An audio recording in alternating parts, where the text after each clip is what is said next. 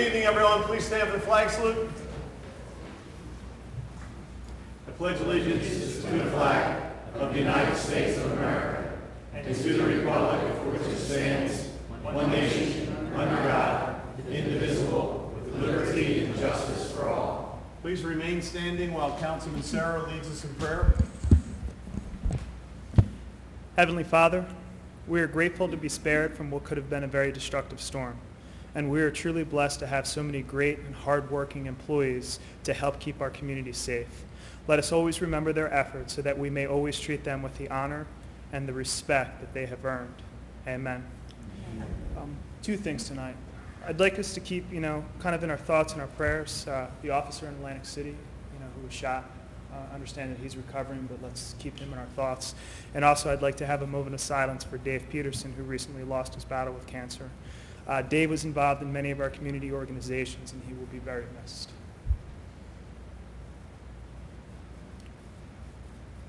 Thank you. Thank you. So advise that meeting notices covering this meeting have been sent and posted as required under the Open Public Meetings Act. Council will open the meeting at 5 p.m. and we went into executive session. As we always do, we will ask our solicitor, Mr. Cerny, to comment on the topics that were discussed in executive session. In executive session, the mayor and city council discussed certain matters of litigation. One of those matters is captioned Jane Doe versus Brigantine, Pereira, Atlantic City, and others. This is a recent filing. The city has only been served within the last 7 days. The matter has been referred to the city's insurance carrier. Additional information will be made available as that matter progresses. The manager also advised City Council that an in-rem foreclosure action is being initiated in regard to Block 1, Lot 1. Again, this is early in the litigation process. We anticipate that the complaint will be filed within the next 60 days, and information will be available as that matter progresses. My office provided a brief update in regard to Vincent versus Brigantine, advising that the city's answer in the litigation will be filed within the next 30 days. A brief report was also provided to council in regard to Malone versus Brigantine. This litigation is entering motion practice, and additional information will be available upon the conclusion of such motion practice. A contract matter was discussed. The Walker restrictions, which impact certain properties in Brigantine, were discussed. Council directed the manager to discuss with an appraiser the value of certain restrictions and report back to council. It's anticipated that the manager will report back within the next 30 days. The matters of personnel were also discussed. These matters did not touch upon any individual employee. This was a general discussion in regard to the status of the city's personnel employee handbook. The Joint Insurance Fund has requested that this handbook be updated. The manager provided the nature of the requested updates and will distribute those updates to City Council. It's anticipated that City Council will give further consideration to the requested amendments at its next meeting. That's it, sir. Thank you, Fred. Okay, at this time we have Resolution 2016-177, the executive session. We did that one already. Return from executive approval of the payroll and requisition list and operating expenses. Have a motion second, please. So moved. Second. Any discussion? Okay, seeing none, can we have roll call, please? View? Yes. McClay? Yes. Delupri? Abstain on 2135 and 2151, yes to the balance. Sarah? Yes. Simpson? Abstain on 1897, 1964, 2021. Yes to everything else. Mayor Gunther? Yes. Motion carried. Okay, this evening we have several presentations to make, and we've had actually one request. Carol Mooney has requested that she would like to ask or address council at the beginning of the meeting. So Carol, I'm going to introduce you to address council.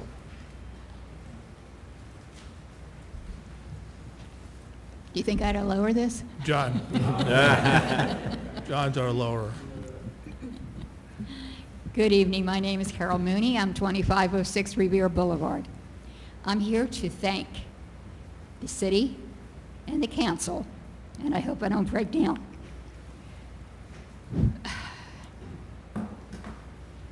for the, I have to start over again. For the city and the council, I want to thank past and present people. Also, John Doring for the public works and for what he has done, and for the sign. It's beautiful. Also for Joe Campitelli, who also made the presentation of wonderful refreshments that day, and also for tote bags. And for the people that came, for the dedication, for the memory of my husband, I thank you. God bless. Thank you. Thank you, Carol. Thank you, Carol.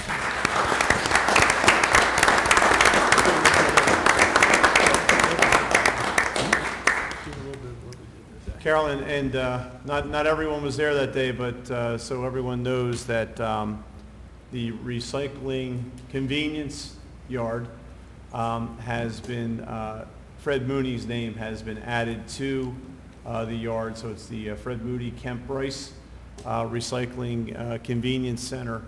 And as all of you know who used that yard, Fred Mooney was just an outstanding individual who took such pride and organized that facility and made it possible for us to keep that facility open. And a lot of people don't realize that, but if Fred didn't do what he did and make it as organized and orderly and convenient for people to be there, we probably couldn't continue to operate, and it's continued now for many, many years. And of course, those of us who knew Fred well got a lot of advice from Fred in very subtle ways. So he was a wonderful individual, and certainly someone the city of Brigantine owes a tremendous debt of gratitude to. Thank you, Carol, for sharing Fred with us.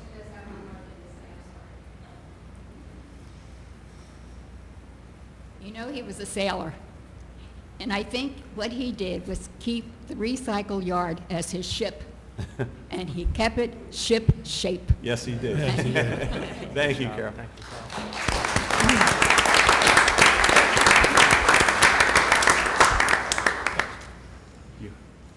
Okay, next I'm going to change the agenda a little bit because we're going to do a proclamation recognizing the Brigantine Farmers Market volunteers, because I understand some of them are born to run.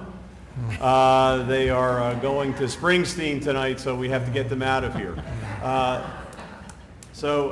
With that said, I see Dave Roundtree here, and I'm sure there are others who are here as well. If all the volunteers want to come up, and we'll make the presentation. The Farmers Market Committee, if you're here, come on up. Dave Rowntree, Market Manager on the committee, Chrissy Lauletta, Fran Paulin, Linda Congemi, Donna Pekarski, Melanie Lynch, Denise Hackinson, Winnie Galbraith, Charlie DeJulius, Gillian I, Cheryl Masholi, Andrea Murio, myself, and Shirley. And I know that's not all, because there certainly were. This is the committee. This is the committee, because it... This is the brains and the organization behind the farmers market right here. Donna can tell you a little bit more about the volunteers.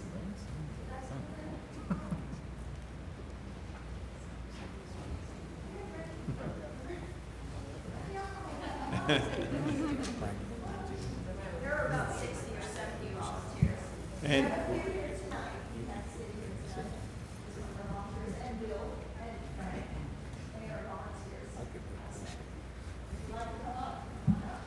no, they're shy, but they're out there every weekend with those, every Saturday with those green shirts on. So, on behalf of City Council, we have a proclamation that reads, whereas the City of Brigantine established a Brigantine Green Team in 2013 to be a grassroots effort to improve the quality of life and help create environmentally appropriate and sustainable programs in Brigantine, and whereas one of the Green Team's major initiatives has been the creation of Brigantine's seasonal farmers market, which has benefited and been enjoyed by the city's residents, visitors, and businesses, and which has been recognized and praised by organizations including TripAdvisor and onlyinyourstate.com. And whereas the success of the farmers market would not be possible without the efforts of more than 70 resident volunteers who comprise the Green Team's Farmers Market Committee, and whereas the Farmers Market Committee undertakes a collaborative year-round effort to plan and operate the market and to involve the widest range of vendors, local businesses, artisans, chefs, and community organizations, as well as to set up, operate, and break down the market every Saturday through the summer, and while advancing their core mission of promoting sustainability, resource preservation, and environmental responsibility. Now therefore I, on behalf of the Brigantine City Council and the people of Brigantine, do hereby commend and recognize the Brigantine Green Team and the Farmers Market Committee for their contributions to the community and to their continuing leadership in improving the quality of life in the city through promotion of environmentally sustainable programs and activities. So congratulations to all of you. What an exceptional year with the farmers market, and you've done so much to improve the quality of life in Brigantine, as well as to provide our residents and visitors with an activity that hundreds, probably thousands if you count every weekend, have enjoyed every Saturday. So thank you. Enjoy the fall with your time off every Saturday. I know all of you have worked extraordinarily hard. And Dave, thank you for heading this up again this year. Congratulations.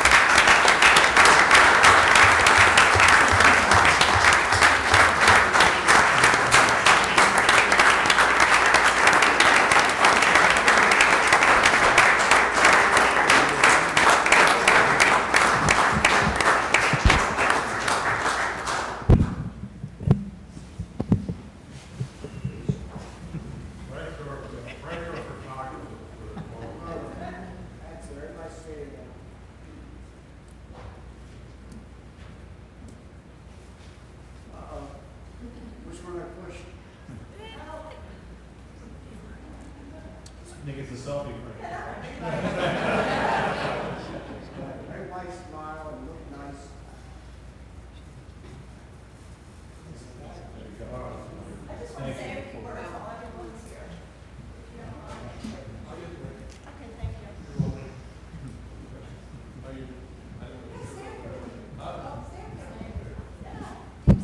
Everyone, Donna. First, I would like to thank Rick DeLucre, Councilman DeLucre, for requesting this proclamation. It was beautifully written. Thank you. And thank you for Lynn for putting it together. And thank you, Mayor, for presenting it. It has been an honor for me to be affiliated with the Green Team and the Farmers Market since it has been established. But I want to tell you, this group here, the committee, which is one of the subcommittees of the Green Team, works so very hard and put a lot of time and effort into planning the farmers market. And I just want to personally tell you something about them, and if they want to say a few words, well, they're more than happy. I'd be happy to hear from you. Okay, Dave Rowntree is the market manager. He keeps us all together. He manages that market every day. This is Linda Conjemi. She's the secretary of the Farmers Market Committee, also heads up the Children's Activity Tent, and a very instrumental part of the Farmers Market Committee. Shirley Morgan, she is our head concierge at the information tent. She's in charge of providing customer service to all our market goers, first aid, you name it. Shirley's there organizing the information booth. Fran is co-coordinator of the Farmers Market Committee. She handles all the operations, the details, coordinating chefs, entertainers, community organizations, and she works side by side with Chrissy Lawletta. I can go on and on what they do. They do so much. And also to my right is Melanie. Melanie is Green Team member on the Farmers Market Committee, heading up our sustainability actions and initiatives. She is responsible for the plastic bag-free policy at the farmers market and the plastic bottle-free market. And she worked very closely in educating the community on a lot of green programs that the city has to offer. And then we have Denise Hackinson, also sustainability team and committee, Farmers Market Committee. She works very closely with Melanie and the rest of us here to make sure we get the word out at the farmers market and make sure we provide you the best farmers market. And Donna Pekarski right here up front, she is our volunteer coordinator. She coordinates 60, 70 volunteers who come out every Saturday morning and set up and come out and break down and work the market and provide the best customer service. So people who are not here, they also are very deserving of this, even though they are not here. And anybody like to say a few words? Thank you, Lisa. Well, once again, I'd like to thank Rick for instituting this proclamation. Thank you, Rick. And the team, it's well-deserved. And I'd just like to thank the fire department, the police department. They were a big help this year. Fire department gave us some training on first aid, and it came in very handy during the course of the summer. Chief Platt, thanks very much for that. And we really couldn't have done it without all the help of Public Works and John Doring and his staff.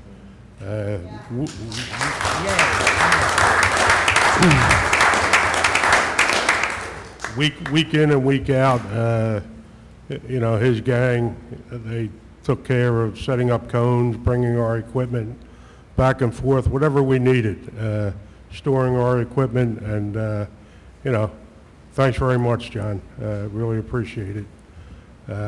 Also, Jim Miller from the Beachcomber and Emmett from the Brigantine Times. They were very supportive with our columns and our ads, and very generous with some of the space that they provided for us, and a big thank you to them. And also, you know, we received a couple accolades this year that were really unexpected. Lisa mentioned that, and the proclamation mentions that we received a Certificate of Excellence from TripAdvisor, and that's a direct reflection of the visitors of the market who actually go on and review the market. So that was a feather in our cap. And then recently, we came in third place in Best of the Press in Atlantic City for farmers markets in South Jersey. So third place isn't bad for the first time that we've been involved in that. Next year, we're going to shoot for second or first place. So once again, thank everybody that's involved on our team, the green team, farmers market team, council. Thanks very much.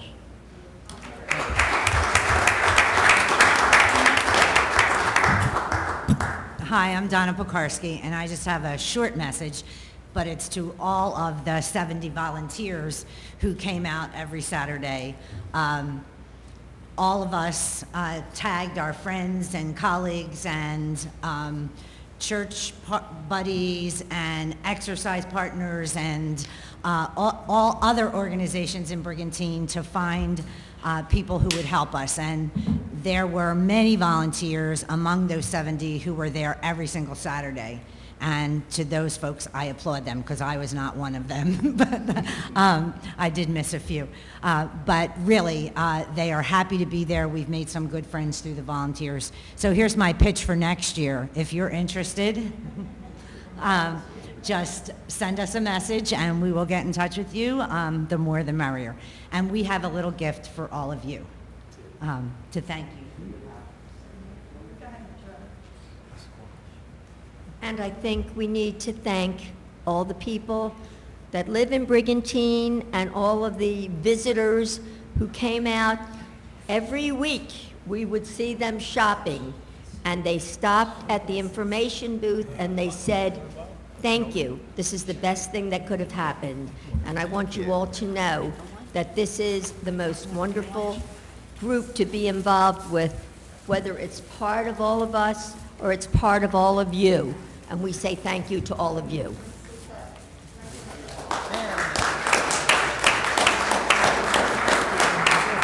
I forgot to mention one thing about Donna Pekarski, who's our volunteer coordinator, passing out these bottles to everyone. Donna is also the treasurer of the farmers market, and she does a wonderful job.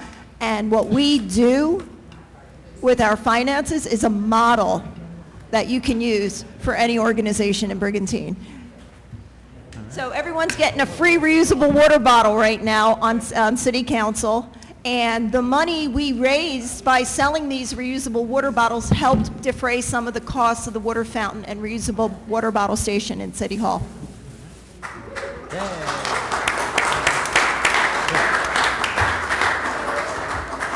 me some. Jim. You give me? John, these, it's a single-use disposable, right?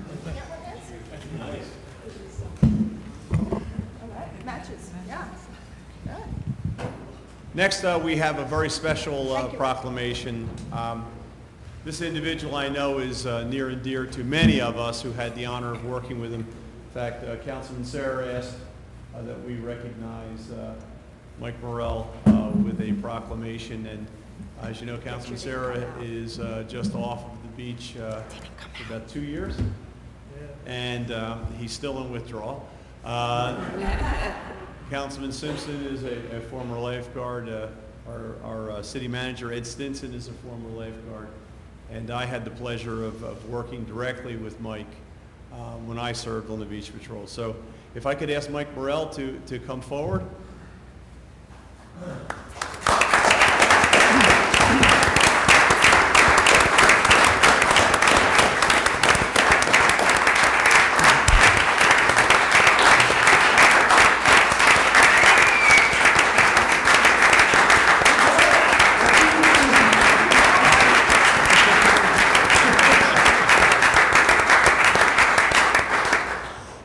We have a special proclamation for Mike.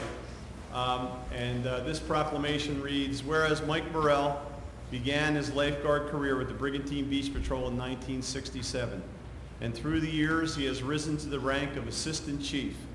And whereas Mike Morrell was an outstanding lifeguard and athlete, earning the honor of Lifeguard of the Year in 1969, and doubles rowing champion with his partner Rick Derrickson. And whereas Assistant Chief Morrell has worked tirelessly to develop Beach Patrol training programs to enhance lifeguarding skills and facilitate bather safety, he was instrumental in the creation and growth of the BCBP Junior Lifeguard Program, and he motivates aspiring lifeguards and present members of the Beach Patrol to strive for excellence. Due to his efforts, the Brigantine Beach Patrol has grown to be one of the finest in the area. And whereas Mike Morrell has always served as an exemplary role model for the young men and women who serve under him by keeping them focused on the Beach Patrol's core mission of protecting lives. And whereas Assistant Chief Morrell has successfully completed his 50th season of guarding the visitors and residents who frequent the beaches of Brigantine. And whereas Mike Morrell has earned the respect of all those who work beside him and know him to be the heart and soul of the Brigantine Beach Patrol. Now therefore I, on behalf of the Brigantine City Council and the people of Brigantine, do hereby commend and recognize Assistant Chief Mike Morrell on the occasion of his 50th season with the Brigantine Beach Patrol, and I urge our fellow residents to join with me in expressing the pride and gratitude of an appreciative community. Congratulations, Mike.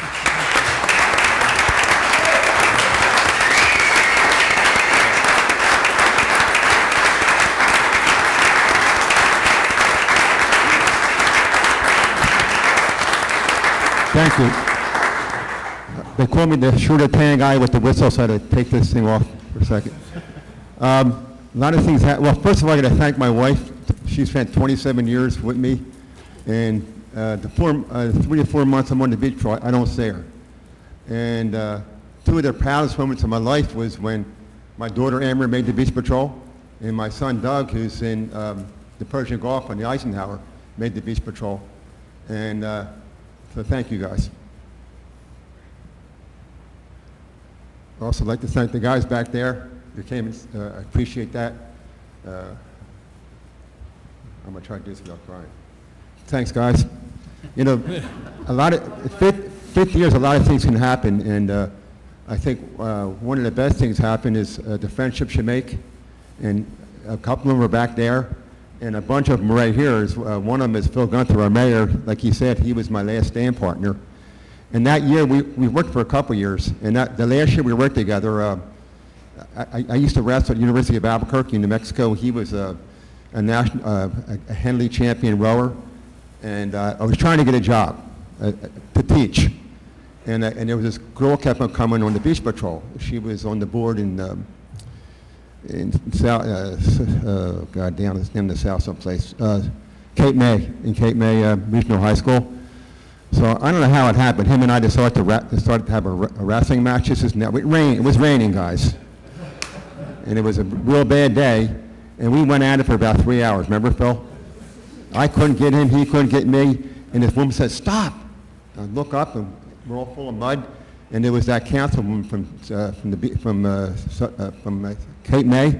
She says, that, you know, it's off. You're not going to come to our school district. I said, "Oh." Thanks, Phil, for that. Other members was our chief, Jim Bennett. It was his dad was my captain at one time, and I actually spent 50 consecutive years. And 1 year I was in New Mexico, and I had 2 accidents in a row. You know, Beach Patrol. I always had my pictures of all the guys and other things on my wall. And I came back. It was in August. I said, "Bill, do I still got my job?" He said, "Son of a gun. There goes my budget." He told me to go work on, I think it was 47th Street. That was the first year of it. But I got to work. Thanks, Bill, for that. Kept all 50 consecutive. Ed Stenson, the city manager. I got a story about him. He was a South Jersey champ, doubles champ with Tim Fetter. And that same year, he went to Hanley. I was supposed to row in him. I could have been a double champ, South Jersey's double champ. But I think he made the right decision. I worked with a guy, Lou Webb was my partner that year. And the day of the finals, he didn't want to row me because the waves were big. Remember that? Vince Sarah, councilman at large. He was, I think, third in the South Jerseys 1 year. And the reason why he was third is because I sent him to the wrong flag. He would have probably been first. It looked like it was blue. And Andy Simpson, I worked with him. He was the party of the Beach Patrol. We can tell you some stories too, right, Andy? I think one of the great, if you think back 50 years, I think one of the craziest moments in my life was when a jet went down. And I'm in headquarters, and excuse the language, but here's what I heard on the radio. "Shit, a jet just went down." And I said, "What did that guy say?" And the dispatcher was Billy Wineland. He said, "Shit, the jet just went down." I said, "Holy mackerel." So anyway, that was the one day that all 3 departments worked together. It was the police department, the fire department, and the Beach Patrol. We worked as a unit. And this guy must have been like 3 miles out. Now, he was in the Navy, so the Navy was after him. The Marine Police were trying to get to him. The Coast Guard was trying to get to him, and the first guy got to him was Sven Peltono on the paddleboard. Remember Sven? What did he say to you, Sven? Yeah. He was the first I got to him on the paddleboard, and that was one of my finest moments. Working on the Beach Patrol, you get like what they call an eagle eye, and you know, I tell these young guys, I say, "Hey, there's a set out there," and they look at me, "What's a set?" I said, "They don't call them sets, they call them riptides." And that's one of the things. And another good thing about having a good eagle eye, I can tell you every bikini on the Beach Patrol, the good-looking ones. That's why I thank my wife first, so I won't get in trouble. People ask me, they say, why do I keep on doing this? And the people ask me, why they ask me this? And I know the reason why I asked, because this guy, the one guy asked me, he tried it in 1970, he didn't make it. Another guy tried it in 1980, he didn't make it. So they don't know why I keep on doing this. And in 2067, we're going to have another one of these, because it's going to be my 100th year. And the reason why I do it is because I love it. Thanks, guys.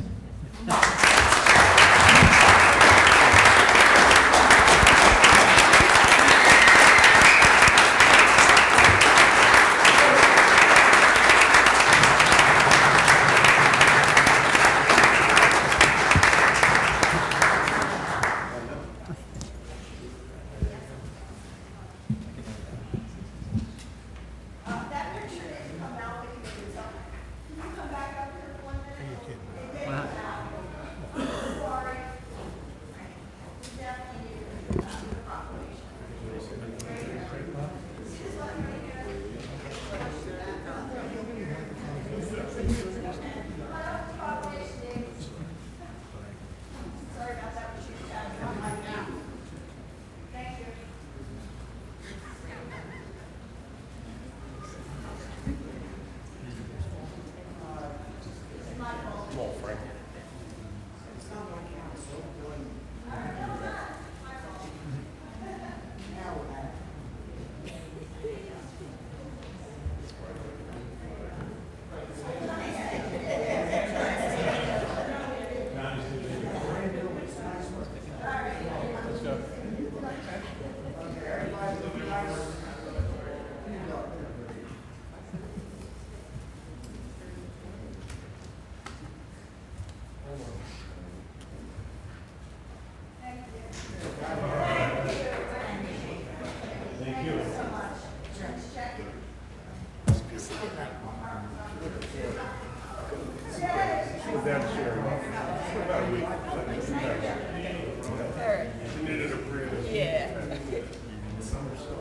Well done, sir.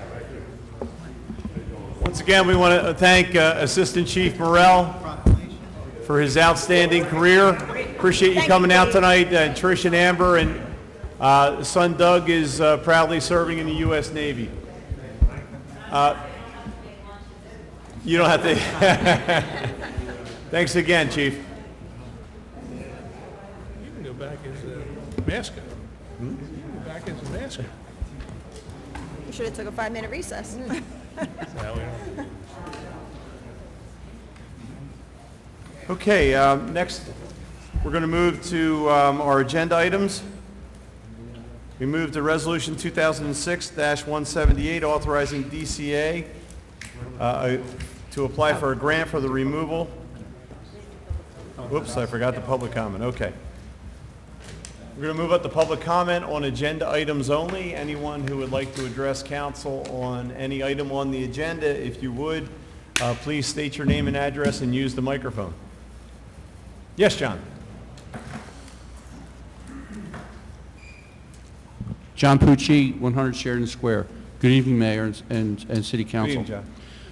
I guess the most important thing I want to mention tonight is, since it was mentioned in Councilman Serra's prayer, as the officer that was shot in Atlantic City.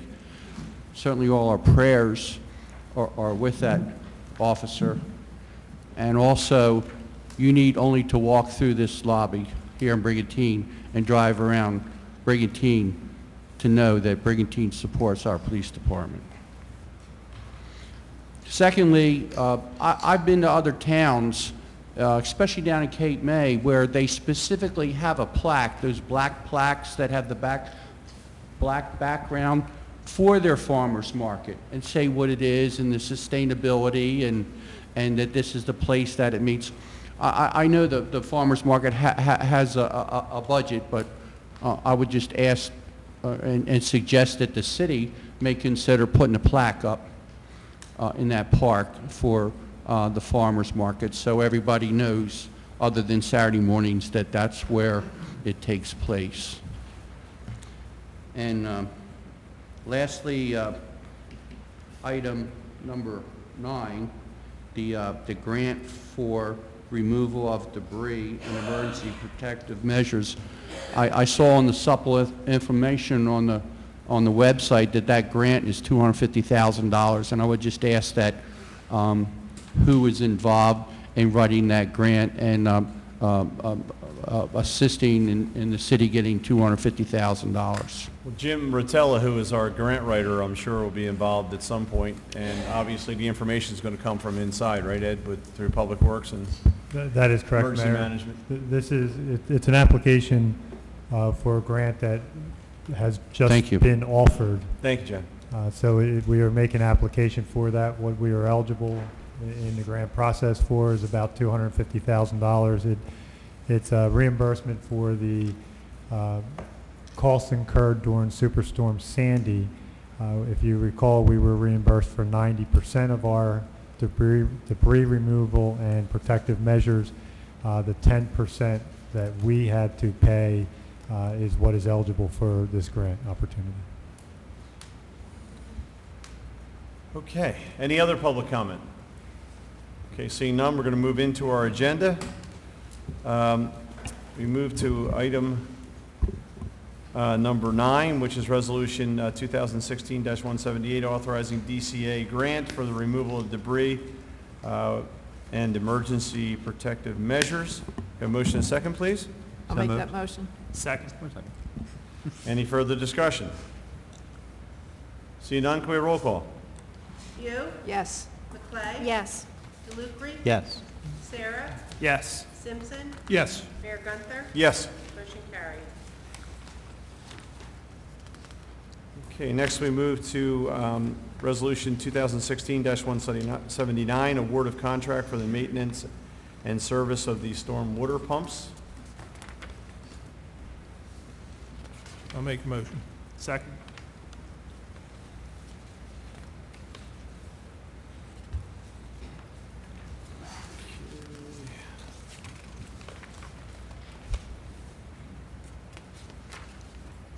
Try to find the appropriate resolution as we have. It's a very lengthy one. Yes.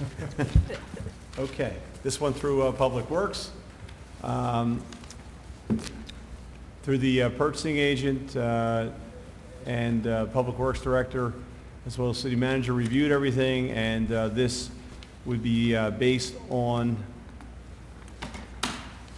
their low bid to Xylem Dewatering Solutions of Network Place, Chicago, Illinois. We have a motion. We've had a motion and a second. Any further discussion? Have we used this same company in the past for this? Yes. We Okay. have, yes. At the total value, we anticipate below the $40,000 bid threshold. That is correct. Okay. And since we're over the 17.5, we have or will obtain the certification required from the vendor? That is correct. Thank you. You're welcome. Okay, any further questions? Okay, see none, could we have roll call, please? You, Yes. McClay? Yes. DeLucre? Yes. Sarah? Yes. Simpson? Yes. Mayor Gunther? Yes. Motion carried. Okay, next we move to Resolution 2016-180, award of contract for engineering services for capital planning and municipal building. This is a 10-year plan. This went out for a RFP. Specifications and the advertising came through. They accepted the bid and the proposals and the regulations in accordance with the regulations and the contract for engineering services for the capital plan to Roberts Engineering Group, 1670 Whitehorse, Hamilton Square, Hamilton, New Jersey, based on their bid of $16,400. Can I have a motion second, please? I'll make that motion. Second. Any discussion? Ed, why don't you talk a little bit about the 10-year capital plan that they are going to prepare? Thank you, Mayor. There's two parts to this award. The first part is an evaluation of all the municipal streets. This will be a comprehensive evaluation using the DOT's evaluating tools. We'll come up with a ranking for all of our municipal streets and the estimated cost for their improvements. We'll be able to then put together a priority list based on those evaluations and the rankings, which will help us in our capital planning for the next 10 years. The second part is an evaluation of municipal buildings, of the exterior of municipal buildings, so the roofing system, the siding, the windows, the doors, those type features for City Hall complex, which is City Hall, Police, and Fire, for the Brigantine Library, for the Roundhouse at 26th Street, and for the Public Works Building. And likewise, that will then give us a planning tool for developing a capital plan for the next 10 years on which projects we need to do at what time for our municipal buildings. Thank you, Ed. Any further questions? Yes. Ed, what, will they take into consideration the streets that are already on a capital improvement list and have been on the capital improvement list for some time now? They will. So this is a complete evaluation of all of our streets, and what it will produce is a numerical ranking from 1 to 100, and give us a definitive priority listing, and it also include a cost estimate for budgeting. So it'll be every street on the island. Would this include sewer improvements as well? So this will not. We have already, council has already awarded a contract to an engineering firm that is in the process of doing this same type study for our utility side, for our water and sewer. And what we intend to do is kind of look at both of them.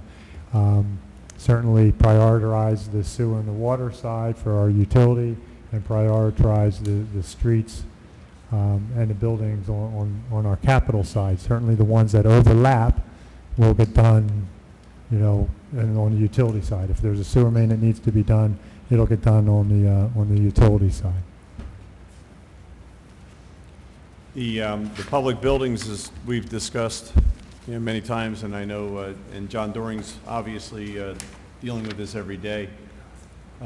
We need to have an evaluation of City Hall and some other public structures, and then come up with a plan that is going to address those facilities in a timely way, and most likely wrap all of that up into one bond to do it, to make yes. those repairs that need to be made.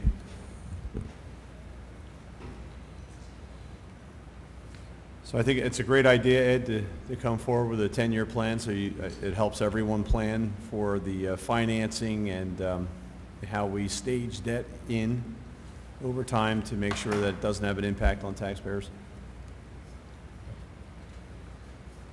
All right, any other comments? Okay, seeing none, could we have roll call, please? View, Yes. McLean, Yes. DeLucre, Yes. Sarah, Yes. Simpson, Yes. Mayor Gunther, Yes. motion carried. Okay, Resolution 2016-81 is a award of contract for the purchase of rock salt, which I hope we don't need. We have a motion and a second, please. So moved. Second. Ed, this is part of a cooperative? It is, Mayor, part of the Atlantic County Cooperative. And obviously, that's a good price for rock salt, considering all the entities that are involved in this. I think it's every municipality in Atlantic County. Okay, any further discussion? Seeing none, could we have roll call, please? View, Yes. McLean, Yes. DeLucre, Yes. Sarah, Yes. Simpson, Yes. Mayor Gunther, Yes. motion carried. Okay, Resolution 2016-182, a veterans refund for four-wheel drive permit. We have a motion and a second, please. So moved. Second. Any discussion? Seeing none, can we have roll call, please? View, Yes. McLean, Yes. DeLucre, Yes. Sarah, Yes. Simpson, Yes. Mayor Gunther, Yes. motion carried. Okay, next is Resolution 2016-183 is the cancellation of grant balances. Can we have a motion and a second, please? So moved. Second. Okay, Roxanne, do you want to talk a little bit about the cancellation of grant balances, some of them dating back many years? Sure, Mayor, thank you. Yeah, this is more or less a housekeeping resolution to clean up some old grant balances that have expired. And it's a result of receivables that will not be collected or reserves that can't or will not be spent. And it's just good practice to try to keep our grants current and keep the reserves and receivables up to date. Great. Thank you. Any questions by council? I have one question. When account balances are canceled like this, and the money is not used, Yeah, go ahead. am I Yeah. going in a wrong No, go ahead. direction? Go ahead. I was just wondering, is this money we had accepted and then we have to return, or is this money that we didn't use that gets put somewhere else? No, it's not money that we have accepted and need to return. What happens in most cases, when we receive a grant, we record a receivable and we record a reserve. And it doesn't reflect any financial transaction really at that point. When we spend under an authorized grant, the reserve is reduced because that's where the expense is recorded, And then likely, as the expense is recorded and collected, the receivable is reduced. But it doesn't represent any money that we've gotten and we have to give back. Thank you. Okay, any further questions? Could we have roll call, please? View, Yes. Barclay. Yes. Delupri. Yes. Sarah. Yes. Simpson. Yes. Mayor Gunther. Yes. Motion carried. Okay, Resolution 2016-184, award of contract for first option year for Waterworks. And this is an extension for Waterworks materials to be granted to HD Supply Waterworks of Williamstown, New Jersey, based on their low bid. Do you have a motion and second, please? So moved. Second. Any discussion? Seeing none, could we have roll call, please? View, Yes. Barclay. Yes. Delupri. Yes. Sarah. Yes. Simpson. Yes. Mayor Gunther. Yes. Motion carried. Okay, we go to our consent agenda, the St. Thomas raffle license number 788 and 789, and the Riptide Striper Derby request. Ed, has there been any change in dates? There has, Mayor. I spoke with Andy Grossman, who is organizing the event, and he would like to, he has agreed to start it Monday, September 12th, so after this weekend. It would start Monday morning. Okay. Could we have roll call, please? Do we have a motion and second? So moved. Second. There we go. Okay. View, I'd like to thank Andy Grossman for working with us to ensure the safety of everybody on the beach, especially with the predictions of it going to be a really hot weekend this week. Yes. Barclay. Yes. Delupri. Yes. Sarah. Yes. Simpson. Yes. Mayor Gunther. Yes. Motion carried. Okay, next we move to our council manager committee discussions. Ed, do you want to start with the Beach Patrol has left, but we could have had them involved in discussion. I know you want to give an update or kind of a summary of what has occurred to date this year. I did, Mayor, yes. In fact, in light of the proclamation, I thought I had been speaking with the chief, and he provided me the totals of runs and assists for the year, so I wanted to at least pass that on to council. I also had asked the police chief and the fire chief to prepare something as well, so kind of an informal, but I'll start with the beach patrol, and then the police and fire can give you their updates for this summer season, Memorial Day to Labor Day. Ed, can you explain what a run is? Because, Okay, yes. we know. Thank you, Councilman. The beach patrol totals, rescues, which are runs, they're going to be a boat, a paddleboard, or a can rescue, 937. First aids were 580. Missing person searches were 68. Public assists, so they would be incidents involved not in the water but on the beach, 253. And medical emergencies, 88. And of the 88, 25 were transported to Atlantic City Medical Center by the fire department. Total calls for service during 2016 calendar year was 2,693 total calls for service. So they had a very busy year, but a very successful season for the Beach Patrol, and wanted to share that with council. It's the most important thing, no deaths or drownings. That is correct. That's fantastic. Yes, thank you. And I'd like to pass it on to the. Thank you, Ed. You know, and before we move on, you know, just with the Beach Patrol too, the number of visitors we had this year on the beachfront, I think, as evidenced by some of our increases in beach badges, and other indicators that we know show that we had a great summer. They did an incredible job. They're involved in the day-to-day operation and their primary mission of protecting lives, but they're also engaged in a number of other activities, including the junior lifeguards and a lifeguard in training program, which is so important to ensure that we have young people who want to do that as they become of age to join the Beach Patrol. So I want to congratulate all the members and the leadership under Chief Kip Emig and Assistant Chief Mike Morrell. And now we'll turn it over to Chief Bennett. Thank you, Mayor. I did a couple of different runs of numbers. The most important one is the Memorial Day to Labor Day stats. And I ran a comparison between this year and last year's numbers using the same time frame. Our overall call load between the 2 years has actually dropped a bit. And the majority of that is attributable to a decrease in our big calls, if you will. Domestic violence calls, burglaries, thefts, things like that. They're way down. Our officers' self-initiated calls for service are up.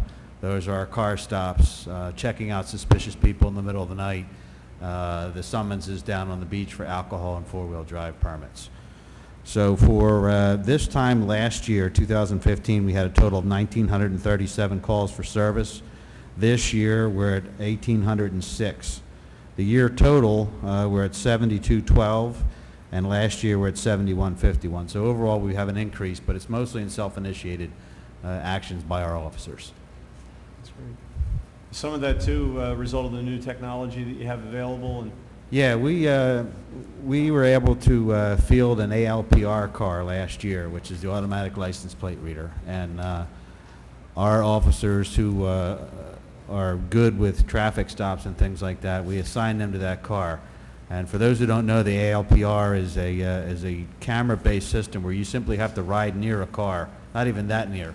The camera will grab it, it will run the license plate and check the owner, the vehicle, and a whole bunch of things to make sure they're legit. If they're not, the officer calls it in again to verify it and makes a car stop.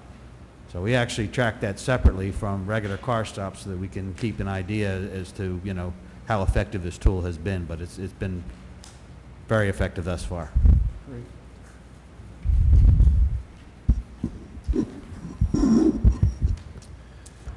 Mayor, we saw an increase. I ran some numbers for the Friday of Memorial Day through Monday of Labor Day. We saw an increase of 117 total calls from that time frame last year. 523 EMS calls, which was an increase of 81 over the same period last year. 210 fire calls for service, which is an increase of 36 fire calls in the same time frame, for a total of 733 calls for service for this summer. So our call volume has been up all year, and that is attributed to the larger amounts of people that have been on the island and the beautiful weather we had this summer. Absolutely. And, you know, I want to first thank Chief Bennett. You know, in terms of visibility, one of the comments that I get frequently from people who come onto the island is that our police department is very visible.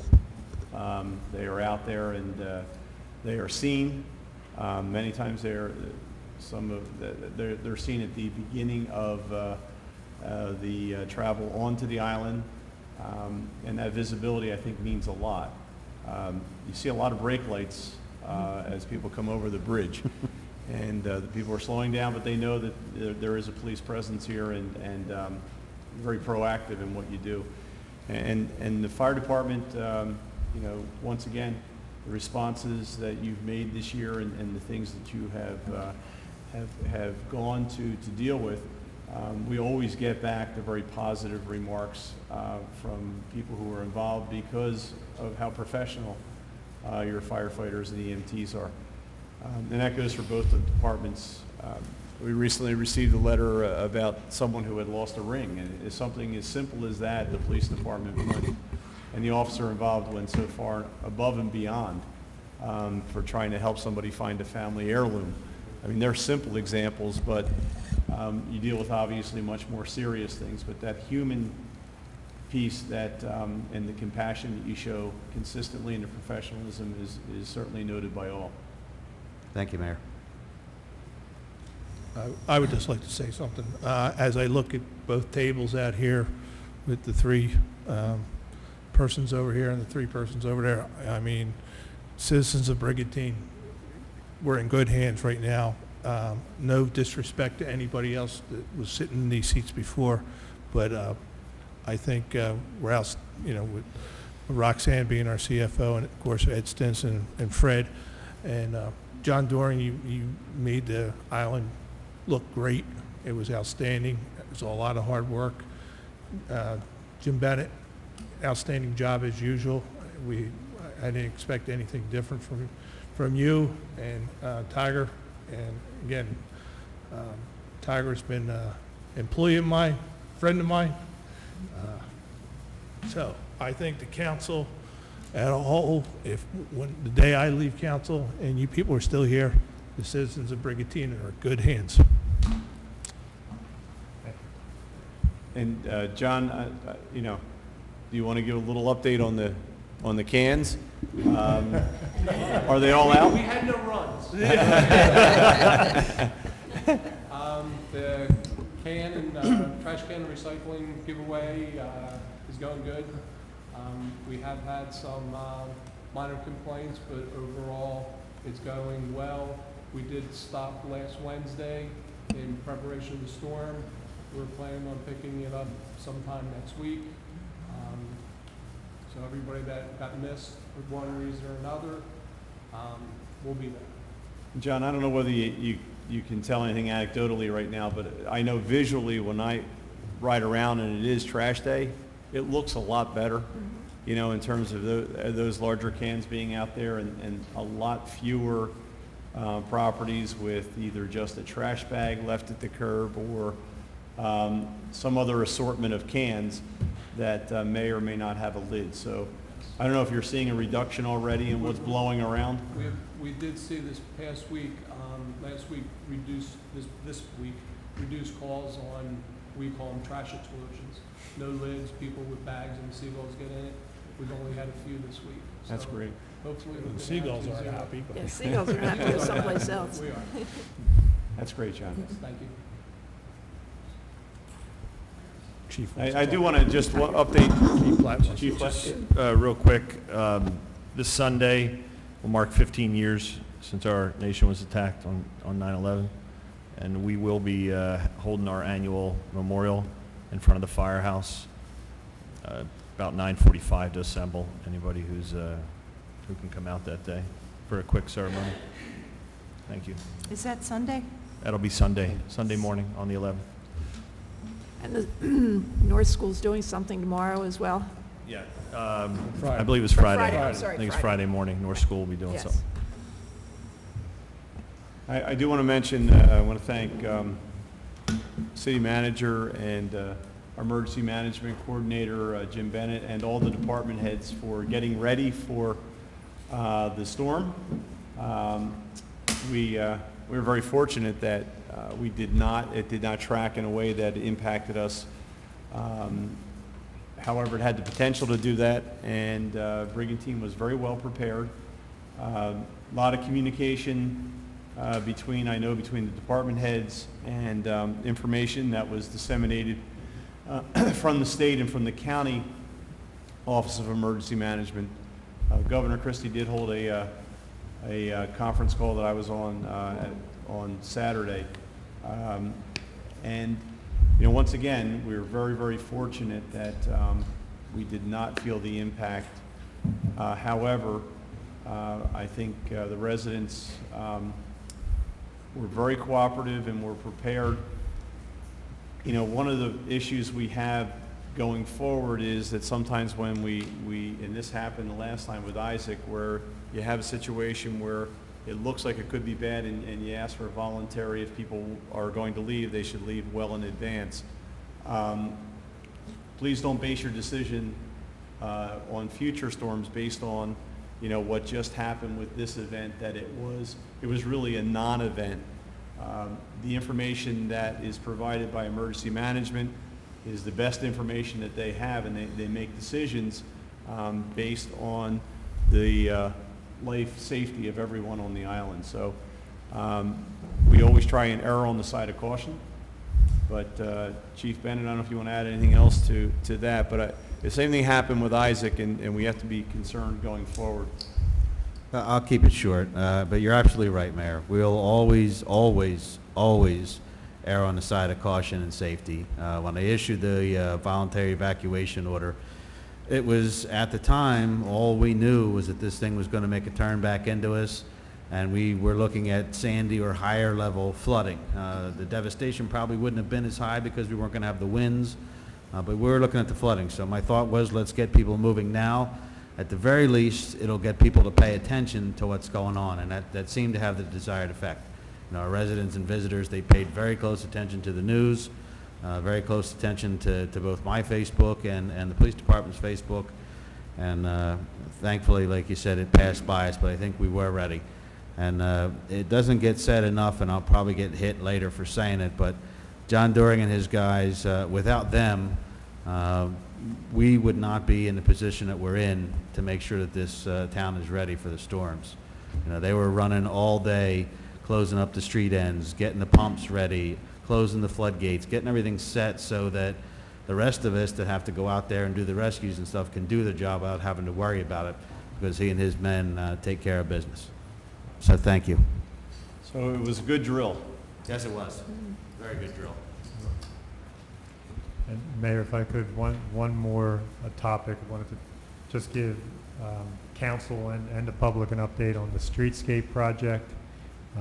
That project is in the Central Business District. It will start this coming Monday, which is September 12th. That'll be the mobilization of most of the barrels of traffic control. There will be some preliminary saw cutting and things of that sort. Also, some of the side streets will be closed for small portions of time as the electric conduit for the lights run across the side streets. The major construction will start the following Monday, which is September 19th. That will be the demolition of the concrete. It will start at 14th Street on the bay side of Brigantine Avenue, and it will work north towards 9th Street, and then it'll cross over. All the businesses are open. Please continue to give the business to the businesses. They will be remain open, but you know, as we're going across the front of those stores, there's going to be, you know, there's going to be work, and just be patient, and we'll get through it as quickly as we can. But it will start. Mobilization starts this coming Monday. Major construction will start the following Monday. Ned, I know you've done some, you know, I met with you out there on the site, and you've done a lot of outreach to the merchants about the timing of the project and the logistics, and also offering, if they wanted to have some additional work done to their property, that they could join the project. How did that go? I know you were going back out to meet and knock on some more doors. So there's so far in the early stages of the project, so on the bay side, several of the businesses have spoken with the contractor and have an agreement with the contractor to do additional work on their property in the front of their stores. So so far it's been received well. The contractor's working with us. If you remember, when we were going to start in the spring, there was a very tight time frame, needed to be finished obviously before the summer season.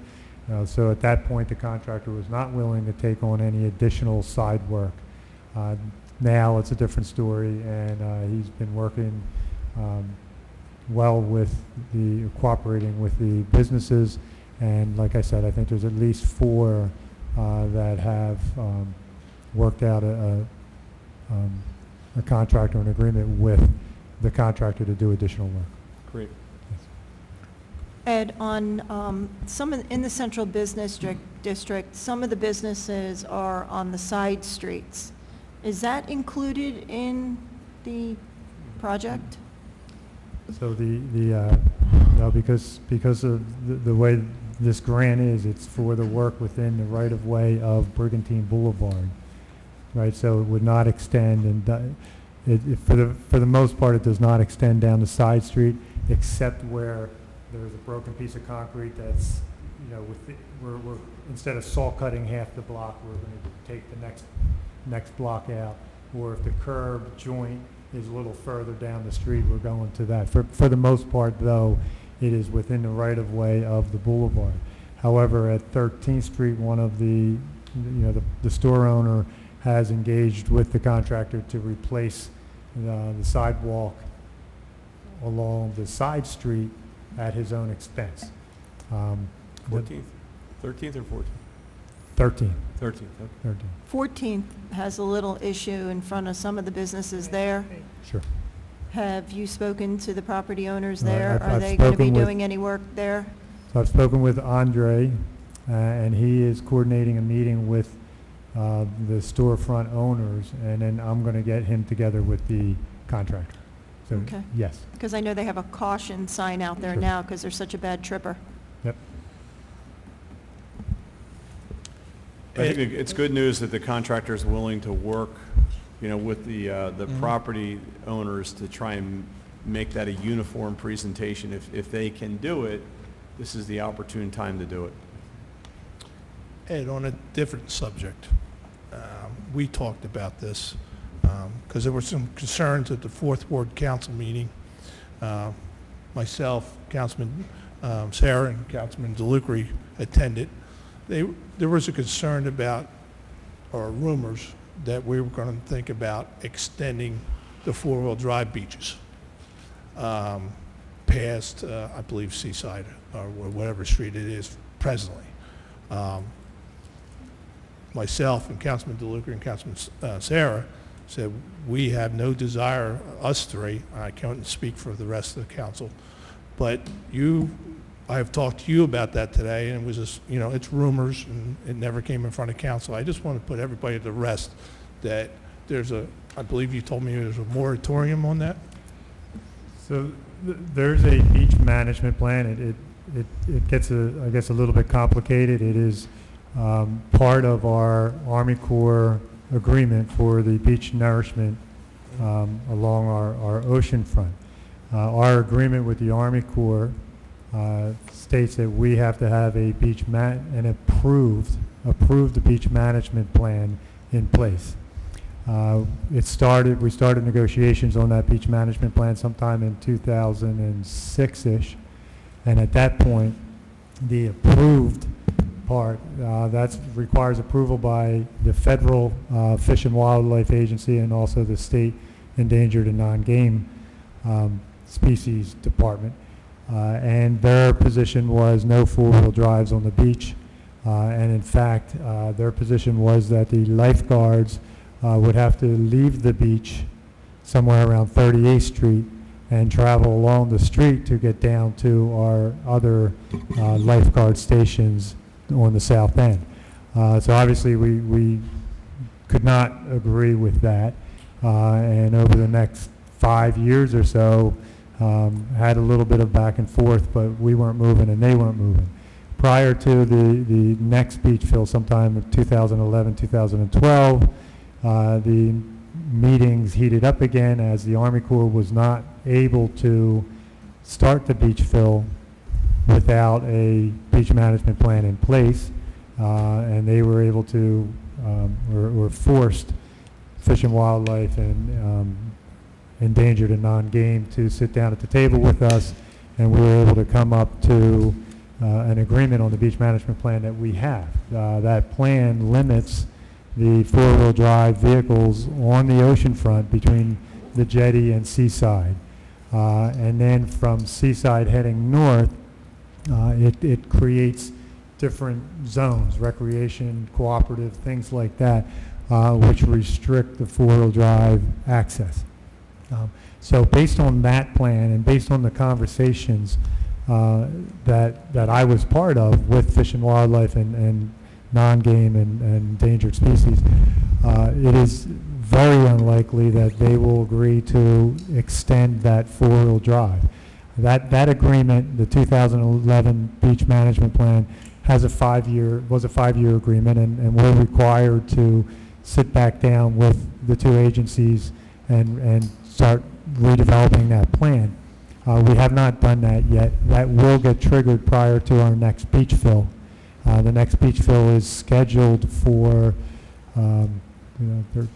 2019, I believe, is the 6-year cycle.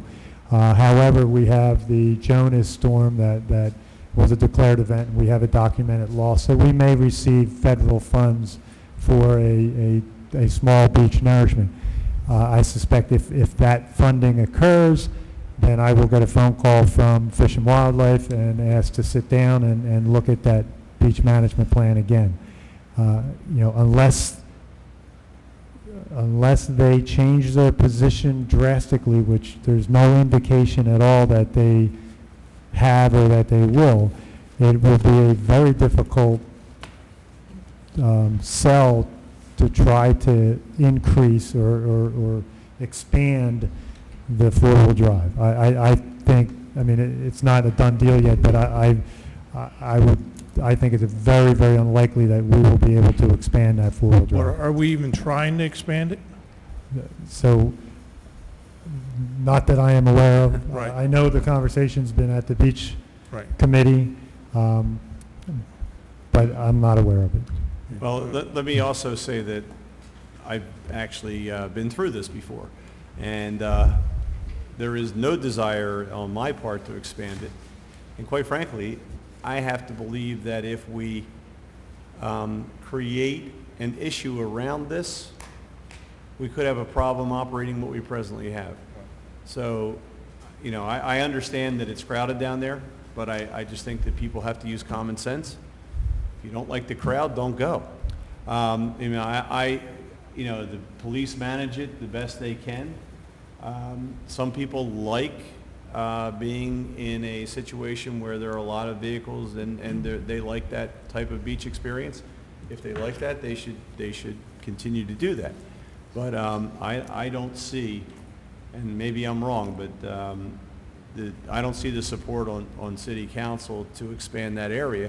And I do have a concern that if you start asking for more, you might have a problem with what you already have. And if I could, Mayor, just taking the view from the environmental side, right? The objective here, from their perspective, is if federal money is involved, which it is for the beach field, then there has to be a benefit to Fish and Wildlife and endangered and non-game. That's their position. That's in the program for this federal funding.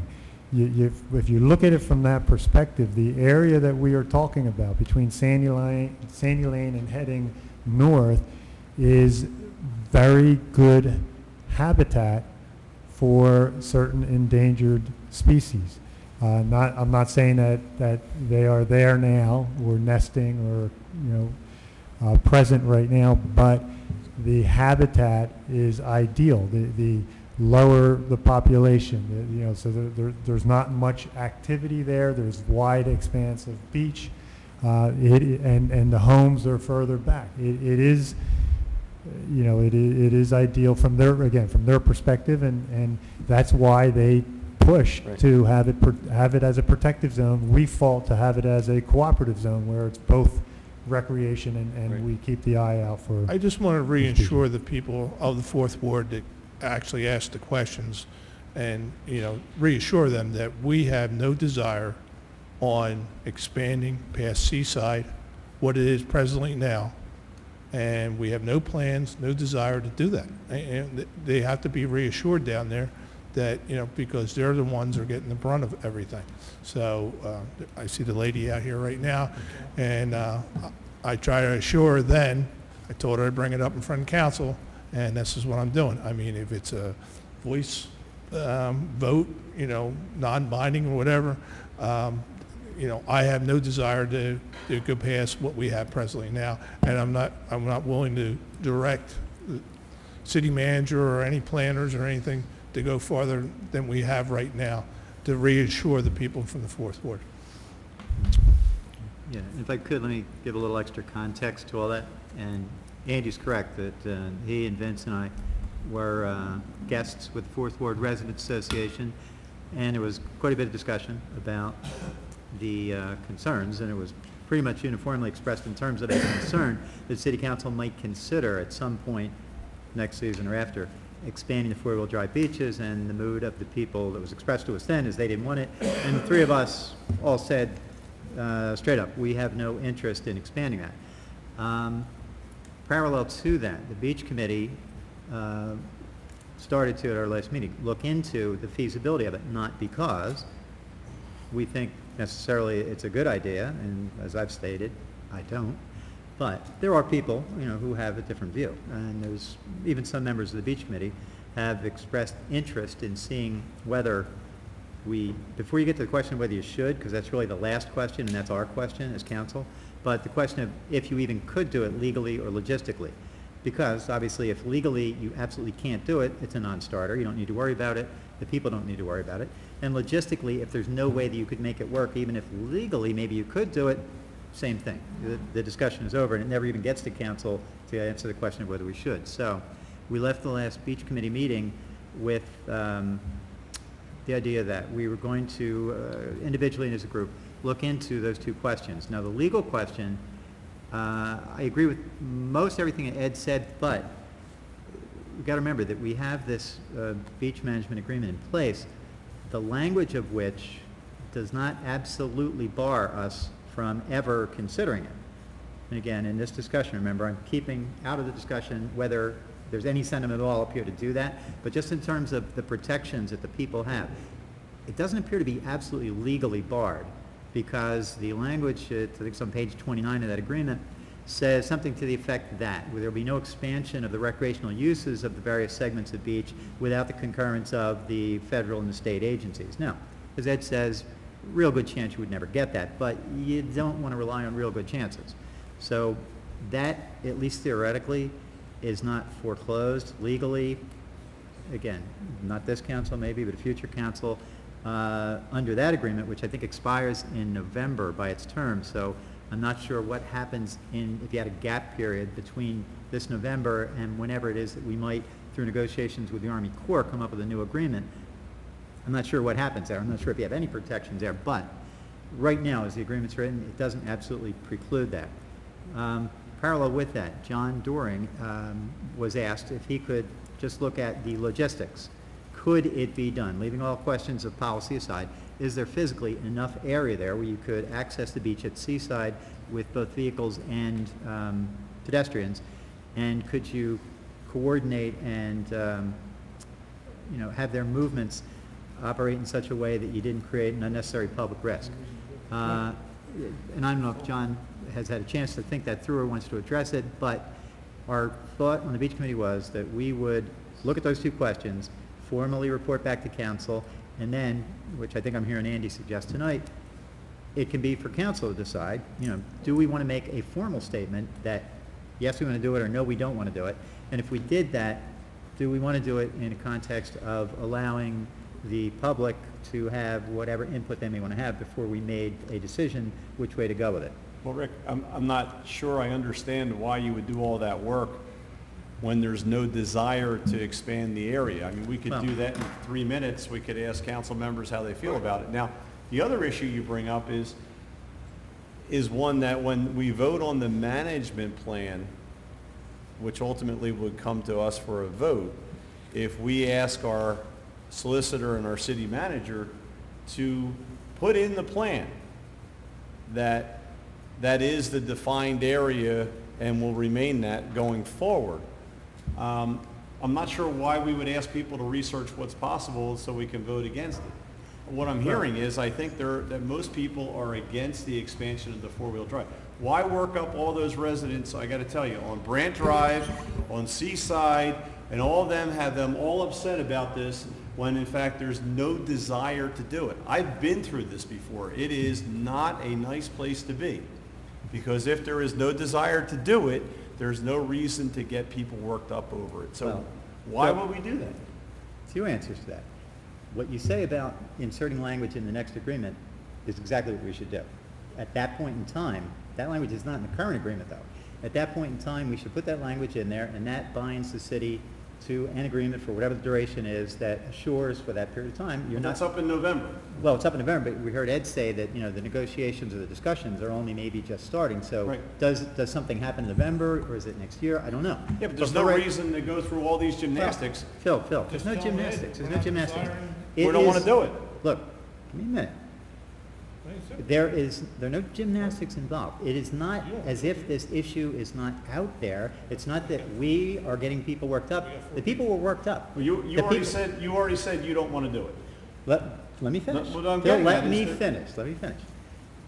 I am 100% perfectly happy right now to propose a resolution that we could put to a vote right now, that there will be no expansion of the four-wheel drive beaches beyond their current parameters. I'm 100% in favor of that. The only reason we went through any process at all, I can look up and down and figure out it's probably a 7-0 vote, 6-0 vote, but, I'm not going to make that assumption. Before the beach committee brings anything to council, or before I tell anybody in the public when they're meeting as fourth ward residents, I gotta whatever be else. honest with you, if the beach committee came with a recommendation right now to expand the four-wheel drive area, I'd vote against it. And I think that ask people, it's nice if they want to look at these things, but John's busy, other people are busy, there's no reason to go through all this. I don't know why you're going through some gymnastics here to try and make it as if I'm putting work on John and poor John. John didn't have an issue with it, and he handled what he was going to handle. The process that the beach committee was going through was intended to get to the point where this council was comfortable to vote. If you guys I'm are comfortable to vote right now. then Somebody let's wants do to- it. Let's do You it. wanna give me a motion? I will make a motion for a resolution for no expansion of the four-wheel drive beach areas at all from their present Second. boundaries. So we have a motion and a second. So we're not expanding the four-wheel drive beach We're area. not asking Ed Stinson not to. And there's no reason to spend a lot of money researching this if any money had to be expended. I work for free. And Mr. Doran. So with that said, we have a voice resolution. Fred, I guess you can memorialize it at the next council meeting. We've had a motion and a second. Could we have roll call? No expansion of four-wheel drive beach areas. Beyond the present limits. So I'm voting yes, right? You? Yes. McClay? I've been opposed this all along. I think we have too many trucks on the beach as it is. If I lived down there, I would not want any trucks on my beach, and I vote no. DeLucre? I'm in favor of the resolution. What, was the vote? The vote was not was your to, not vote to yes or no? expand. Not to No, the resolution is not to expand. Not to So I'm in expand. favor of the resolution. Did I vote correctly then? What, was the resolution worded correctly? I Yes, the voted not. resolution's worded correctly. I don't know if you voted correctly. I voted yes, not to expand. But you voted no, so you want to make it clear Well, you I, vote yes. I did not quite clearly understand the resolution. Well, we understand. Okay, so you're changing your vote to yes? Yes. Okay. Sarah? I'm actually glad this came up and that we're putting this to rest. I've been on the beach committee now, I guess, since I've been on council. And I feel like the longer we talk about this and the more we ask people to research this, it does two things. One, the people who want to expand it, it gives them false hope that we're going to actually expand it when we already kind of know the answer. And two, it puts a lot of undue stress in those areas. And I think I've brought this up every single time it's come up at the beach committee, that the residents of the 4th Ward are 100% against this, and out of respect for them, we should not continue it. So I vote yes. Simpson? Again, I'm glad we talked, Ed, and we talked about at the 4th Ward meeting. She didn't believe me. She said she was tough on me, but I was glad I brought it up, and I'm absolutely against any expansion of any four-wheel drive permits past our limitations right now. So I'm voting yes. Mayor Gunther? We have an incredible asset on the beach in the south end, and obviously it's very popular. People want to go down there and enjoy it with their families, and certainly to be involved in all the activities that are available down there. However, we have to have a limit to where those vehicles are allowed to go. And I don't want to seem cavalier about the crowding down there, but I think that it's somewhat self-regulating. I've heard a number of people tell me that they don't go down there on the weekend. Or if they go on the weekend, they go very early in the morning or later in the afternoon. So if someone is okay with the experience where there are a lot of vehicles on the beach, then they go at that time. But there is no reason to expand it. I know we're putting another burden on the police department in terms of trying to regulate the number of vehicles out there, but that seems to be the only option when it gets to a point where it's not safe. But I am not in favor of expanding the four-wheel drive area any further than it is right now, so I'm voting yes. Motion carries. Sorry to get you so upset. That's okay. People in Brant Drive, nice over there, I've been there before. Yeah. Okay, any other council, or Ed, anything else? Are we good? I can go to public comment. That's all I have. Okay. At this time, I'll open the meeting for public comment. Anyone who would like to address council? Mr. Pucci.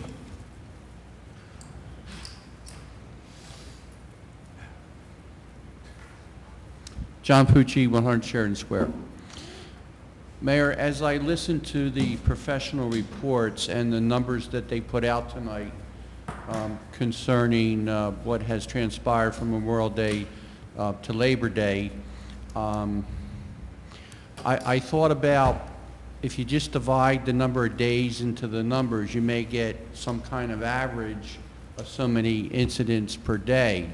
But it's not necessarily that. You could have a day that you have low incidents, and then another day that it could be double or triple what you would assume that the services were needed in Brigantine.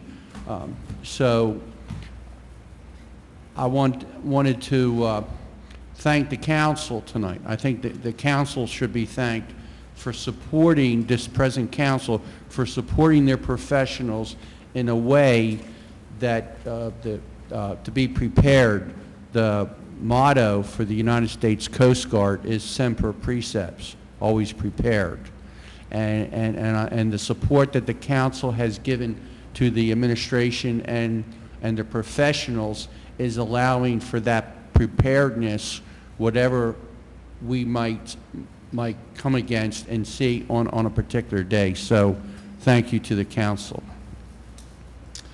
During the last weekend's supposedly storm, I was watching the Weather Channel a lot, and I saw a segment where the city of Wildwood, before the storm, there's a service that they actually put drones up and down the beach and recorded what the beach looked like, and then after a storm they would do that again to see specifically what damage and how much beach loss that transpired during a particular storm. Is that something that we know about, or we might presently be doing, is my question? We have a contract with Richard Stockton University, the Coastal Research Center. I'm not sure if they're using drone technology at this point, but They are not. they are not. They're not. The difficulty there, the information you need is volumes, and so we do monitoring on our beach. We survey the beach on defined locations that we repeat, after a declared event, but we do it routinely during the year as well. So if this were a declared event, we would engage with Stockton to go back out and hit those same locations again, and then we would be able to define what the volume loss was. When you're looking at pictures from a drone, there's too many variables, and you really don't have a solid calculation on volume, because you don't have the depth, and you don't have to distinguish what is the tide, what's the elevation of the water in terms of, is it low tide, high tide, things like that. So I think it could help, but my opinion, the better way to proceed is the way we're doing it, where we have actually surveyed data, and if it is a declared event and there is a significant loss, we engage Stockton to go back out, and then now we have a calculation with, within a finite time frame that says this is the volume that was determined to be lost. Thank you. Not the chief, Bennett wouldn't like a drone. And lastly, my question is, does Brigantine have a city flag? We have the flag from the Centennial, I guess, right behind us.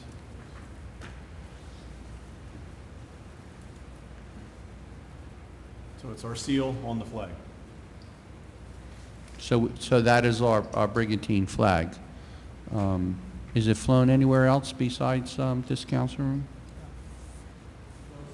No? Thank you.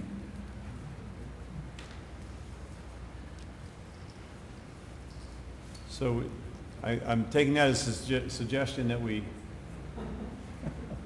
start flying the Brigantine flag. Mayor, I saw a segment on a Sunday morning where cities across the country, they have their own city flags, and certain places they fly it, different places, I guess as far as city pride, and I just didn't know if we had one. Yes, I think we put that. And if we on the fly it centennial. anywhere. That's where, but we've had, that's been there since '97. Maybe we could sometime get one made up that it flies on a flagpole somewhere. Maybe we'll have a contest down at North School to make up a new flag. Exactly. 'Cause that's a little shabby. Exactly, that's what I was going to suggest, and that's something that we could Have a little work on. contest down there. Yes, thank you, Councilman. Thank you, John. Yes, Frank?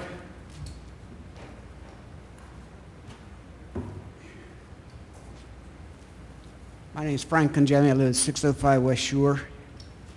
I have a question more about the circles. We was talking about the instances, and I know our circle does not go by the rules of a regular circle. And I've seen myself, I always been involved a couple times myself, the way people drive around that thing. And I was wondering if there's anything to be done about it, or maybe make it a little bit safer. Yes. I appreciate that. There is an instance, and I think you've been dealing with this for most of your career as an engineer. There is a plan that's being worked on for the circle in conjunction with Atlantic County. And there are some things we have to do if it's truly going to be a circle that will have to be implemented going forward. The county has appropriated the funding for the paving, I think, up until to the circle. So I know Ed's been in contact with their engineering department to continue that process of looking. If we're going to keep it as a circle, it needs some modifications. And one of the interesting moves that I've seen this year that is people passing on the right-hand side and then going down Bayshore. That I hadn't seen that too much in the past. Yeah, that's one of the issues that I know Ed and Chief Bennett have been working on to see if there's some way that we can control that going forward. You're not wrong, Frank. It's unique. So is it safe to say part of the plan the county's working on includes keeping the circle?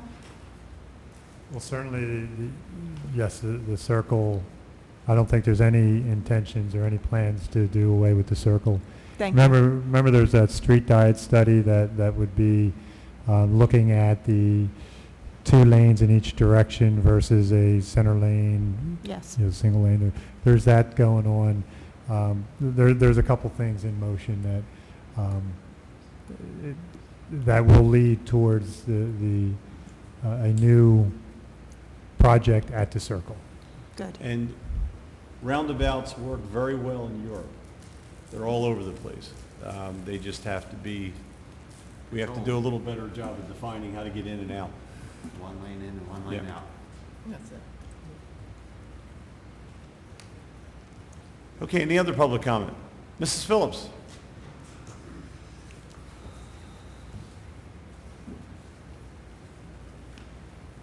Ann H. Phillips, 308 27th Street, on 2 topics. 1, is there any resolution regarding the legality of the municipal budget allocations and payments to private groups? I emphasize the word legal because that is and should be the issue for any municipal government. This shouldn't be used politically as a matter of taking property tax revenues from youth groups without justification. This issue should be resolved based on the law. 2, the financial condition of the golf course. Looking over some papers, I noticed that for the 3 years, 2014, 15, and 16, taxpayers have subsidized the golf course to the tune of $1.5 million. Now, based on papers Well, that I'm I... sorry, Ms. Phillips, can you say that again? Yes, based on the municipal budgets for 2014, 15, and 16, the total subsidy in that municipal budget paid by taxpayers for the golf course is $1.5 million. Now, on the figures... I'm not sure if that's correct, but... That's wrong. Well, I'll give you the exact figures. Okay. 2014, $766,000. 2015, $342,000. 2016, $342,000, comes to $1,450,000. I just rounded it off to That's not- 1.5. that's not correct. And that's specifically a line item in the budget, appropriations, golf Well, course. if you would, before you write a letter using those numbers, would you verify them with the CFO? They're in the budgets. I understand that, but what you may not be reading it correctly, so... I think I am. They're Well, three-line I'm item Mrs. reading. Mrs. Phillips, I know you're interested in accuracy. So if you would just verify those numbers with the CFO, because we don't think they're correct. Well, I would find that, that's an amazing, wait a minute, excuse me. It's I- because we couldn't use fund balance. The Pardon next me? year we used fund balance. The one year I'm we couldn't use talking fund. about the money that was appropriated in each of those Right. three budgets. That was appropriated, which means Fund it had to balance. come We from couldn't use property fund balance taxes. because of Sandy. And it affected the tax rate. Remember how they were So trying to destroy the golf course? that's all I'm saying. Obviously, it was appropriated. It's in the budgets. So, So, looking at figures for this year, 2016 through June the 30th, there is an operating net income of $87,000. Now, looking at the expenses, there's nothing on the list for debt service. And in 2016, we paid $422,000 for debt service on the golf course. Now, my question to you is, how much of a taxpayer subsidy is going to be in the 2017 budget? And I Well- think that's something that, giving some thought, and certainly taxpayers would like to know. right.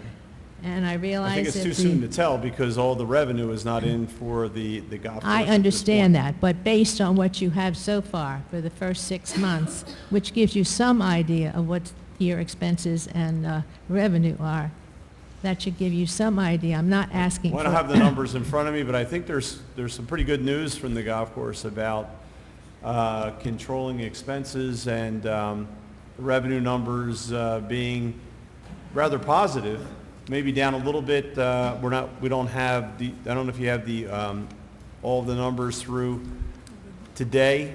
No, I do not. But No, I'm apparently- basing this on what we have, what council And has. what date does that go up to, Mrs.? June 30th. Right, so. Okay, yeah, there's a $60,000 down, $60,000 in revenue. However, expenses are down, yes. And how much are 140 expenses down, Mrs. Phillips? $147,000. I'm sorry?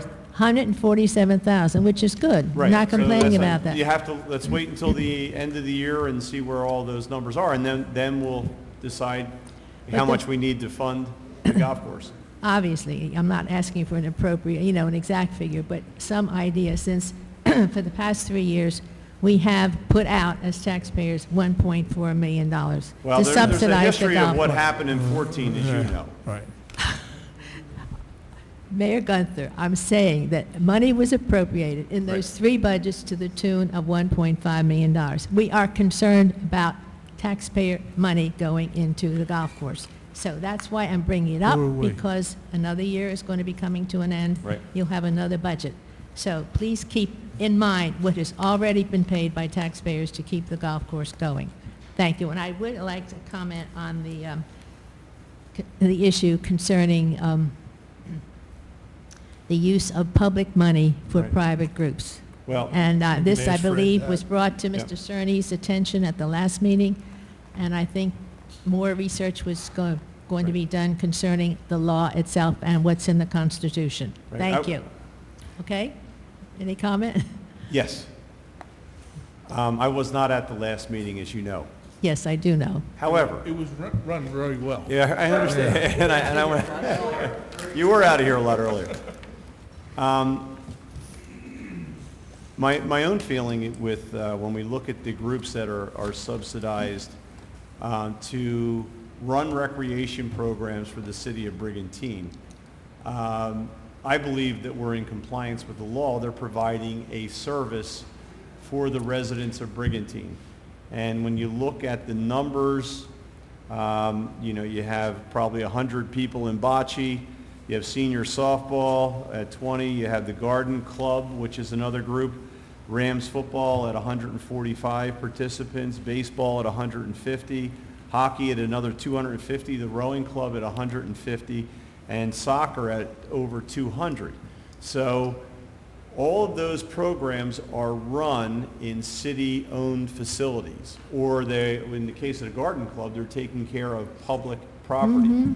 So in my mind, we have groups that are running activities or providing a service for the city of Brigantine. We're not donating money to a group that is just some group that's outside. They are affiliated with the city of Brigantine. They're working in city of Brigantine facilities, and they're providing a service to youth and senior citizens and everyone else for this in the city of Brigantine. The amount of money we're talking about, I think, is about $21,000 that is spent to provide over 1,300 people with services that are taking place within the city of Brigantine recreational facilities, or in the case of the garden club, taking care of city-owned property. I believe that we're well within what the scope of the law, and this is something that should be encouraged and certainly something that should continue to be supported. But I'll turn it over to Mr. Cerny. I guess you were asked to do some legal analysis of this as part of our group? No. There was a discussion about it, and I think first of all, it was pointed out, I believe, at the last meeting that the manager was going to convene a meeting with the nonprofits that run certain programs. I think the real focus was on youth sports. And even from past discussions, those nonprofits need to be properly formed nonprofits, and as I understood it, the discussion was going to move towards the need for those nonprofits to provide appropriate audits so that there's an understanding of their finances, and that any money that would go to them would not be just the advancing of cash dollars, that it would be done on a reimbursement basis. And that's how it's done now. Yeah, that's how it's done now. And that the possibility of formalizing that relationship in such a way that it would take on a shared services agreement format, that discussion would take place. So that you would look at what it is that the municipality contributes right now, and even beyond the actual cash contributions, the municipality owns and maintains the fields in terms of these youth sports organizations, and all of this would be rolled together into a shared services agreement. When you look at other communities, it is done this way in other communities. Admittedly, in some ways, this is a little bit of a troubling issue, but there is a reasonable solution to it, and I think that where Brigantine is right now, and the discussions we had last week, and the kinds of factors that I'm discussing, begin to really give this some form and put it in a more proper perspective. The bigger thing and the underlying issue is the utilization of public money going to private entities. I think that is what is being raised. In terms of the legal research aspect of this, we have gone back and taken another look at it, and there are a number of cases in New Jersey where public dollars are given to private entities, and those private entities then perform a public service. And by the New Jersey courts, up to the New Jersey Supreme Court, that has been found to be acceptable. Now, when I look at those cases are larger than what it is that we are talking about. I have not been able to drill down and find a case that deals at a municipal level, but at larger levels, the transfer of public funds to private entities to perform public services is acceptable. So with that as a background, and I realize that a portion of your question comes from the language in the Constitution, but with that as a background, there are considerable examples and situations where, notwithstanding the constitutional principle that there are exceptions and there is an acceptance of public dollars to private entities for public purposes.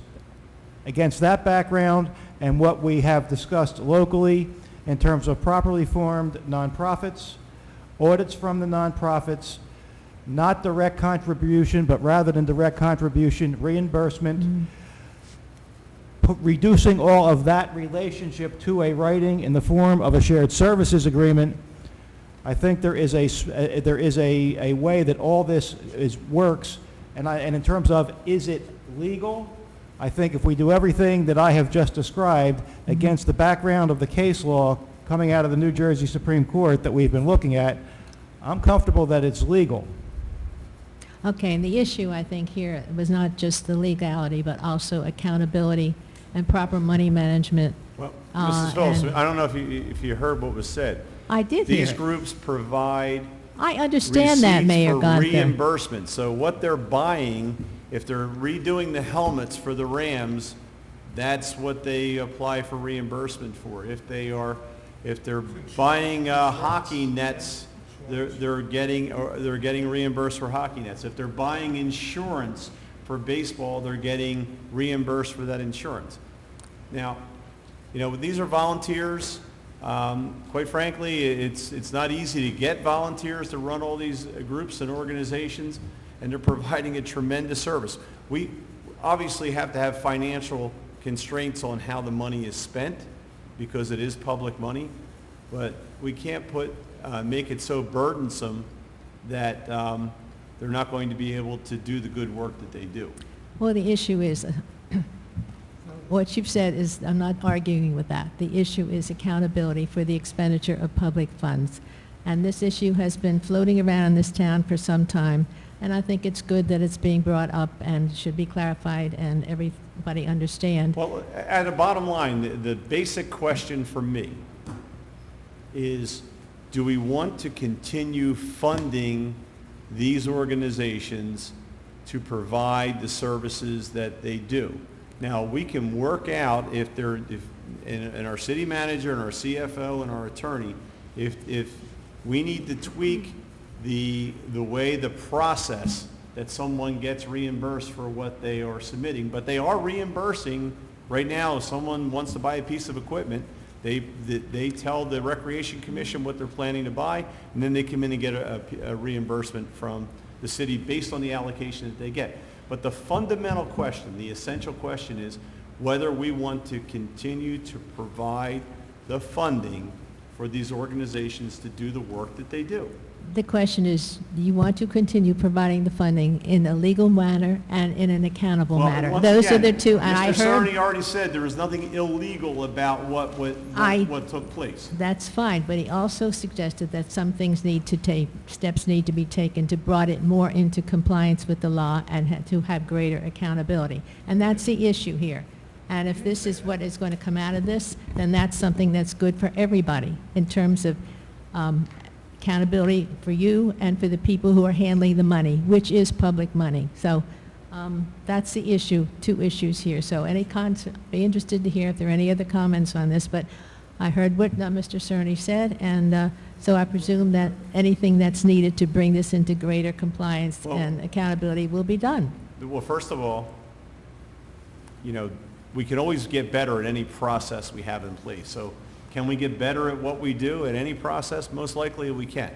So if that is the case, but once again, we don't want to leave these hanging descriptions out there.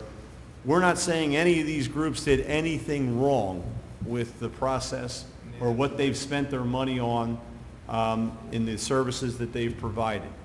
And the fundamental question, once again, before we spend all this time developing a legal process and all that, I think we need to have a resolution that says, do we want to continue to have this in our budget going forward? Do we want to support these clubs and organizations that work in the community to provide services to the groups they provide services As to? long as it's done properly, with full accountability and I'm not- transparency. Right. So you're in favor of keeping the funding in place?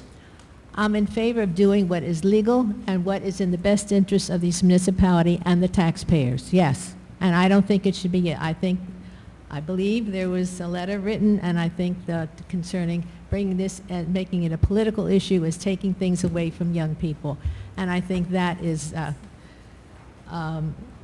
regrettable, that the issue shouldn't be based on that. It should be based on the law and accountability and the proper use of public money. Well, Mrs. Phillips, there are a lot of political letters that are written, some written by you that are completely inaccurate. But Well, you know, haven't yet to mention one or show me one that was inaccurate, Mayor Gunther. Everything we do is based on facts. Thank you. well, I doubt that. Fact as you perceive it. do, but that's your charge, No, sir. I understand. And that's political. I'm not. We are not. Well, you are, if there's any doubt that you are not a political organization, that's been erased by some of your recent letters. Okay, is there any other public comment? Yes?